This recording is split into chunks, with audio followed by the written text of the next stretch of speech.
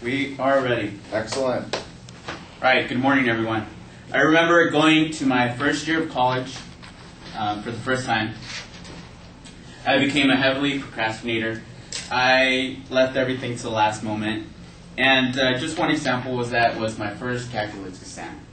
I told myself, well, I'm going to study the night before. And sure enough, the night before came around and I didn't study. And so I told myself, well, I'll just wake up a little bit earlier and study before my class. And sure enough, I didn't wake up on time and I ended up being late. But I remember a friend of mine told me once that drinking coffee before your exam helps you get better grades. So I was like, what the hell, I'll just go ahead and get some coffee before my test. So on my way to class, I go and buy myself a caramel frappuccino at Starbucks. Go take my exam, hoping for the best but expecting the worst. And to my surprise, a week later I get my exam back, and sure enough I got a B+, at 89%. And so studies showed, just such as the Oregon State University, show that students who drink coffee on a regular basis perform better in exams because their short-term memory increases as well as the reaction time gets better. And so, but also an article done recently by Brittany Hum says that the average college student spends about $60 a month on coffee. That's $720 a year. And that article as well, she tells that the students have the least amount of money to be spending on luxuries. Furthermore, she suggests that making your own coffee will save college students a lot more money. So in this speech, I will demonstrate the products needed to make some of your favorite coffee drinks. And secondly, I will demonstrate how to make an iced coffee. And then last but not least, I will demonstrate how to make a caramel frappuccino blend. So first off, you're going to need a gallon of milk, some instant coffee. And the reason I picked the instant coffee is because it's a time saver. You don't need a machine to brew it or anything like that. It's more instant. Also, you're going to need a caramel sauce or syrup, and you're going to need the maple syrup and your whipped cream, and a blender, of course, and some ice, which is free. Now, the great thing about these products is that you can choose them based on the needs or your wants. For example, if you want a healthier drink, maybe you can get the fat-free milk, the sugar-free caramel syrup, or even Splenda or whatnot. And just buying all these products alone, it can cost you between $25 to $30. And so and you get about 21 servings out of these. Now compare it to buying 21 cups at your local Starbucks. That comes out to about $100. So you're saving about $70 to $75 just by making your own coffee. And also, you're saving yourself time by not having to go into the store and wait in the long lines. And furthermore, studies have shown that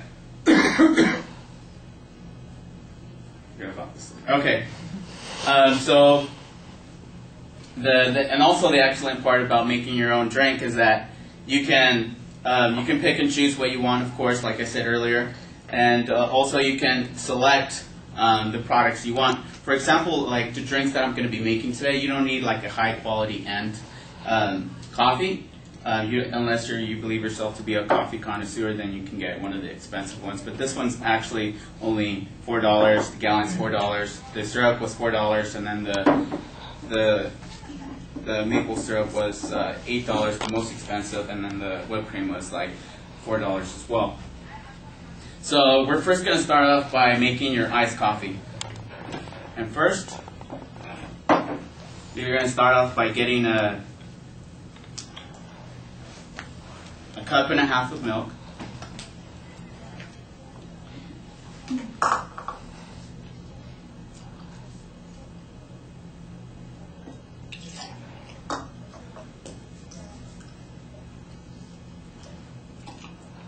Okay, you're going to get about a tablespoon and a half of coffee, depending on what you want and what you need. If you don't like that stronger flavor, then of course you can pick less. And 2 tablespoons of maple syrup. Of course, like I mentioned earlier, you can substitute this with some Splenda or whatnot, depending on what you want and what you need. Now you mix it all up. Now, as far as adding the amount of coffee, you want to add a little bit more than you usually would on your coffee because it's going to get diluted by the milk and the ice. So you want to add a little bit more than you normally would on your coffee. And then you grab yourself about 1.5 cups of ice.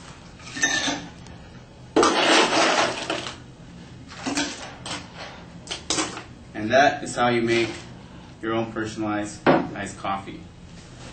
Now, moving on forward to the last but not least part of my demonstration is how to make the caramel Frappuccino blend. Now, this is an invention by Starbucks, and it's actually one of the least expensive to make, but also one of the most expensive at your local coffee shop, and that's obviously why they're in business and why they're so profitable. Now, to make your caramel Frappuccino blend, you just basically add everything into your blender. Same amount. You want to add 1.5 cups of milk,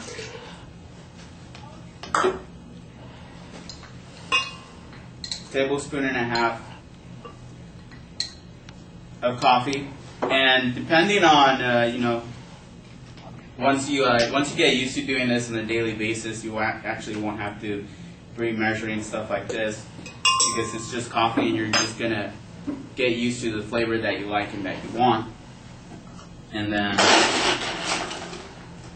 want to add 1.5 of ice.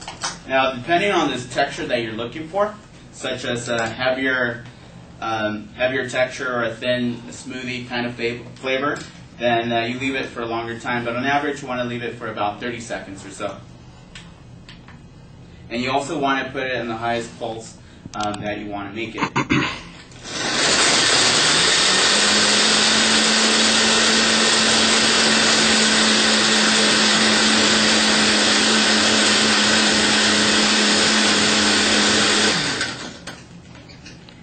Alright.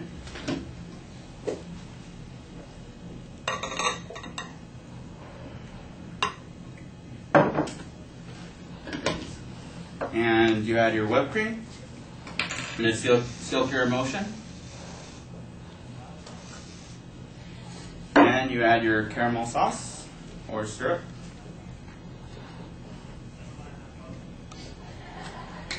And that is how you make your caramel Frappuccino blend. Okay, in this speech I have demonstrated what products to select when you're making your own personalized coffee.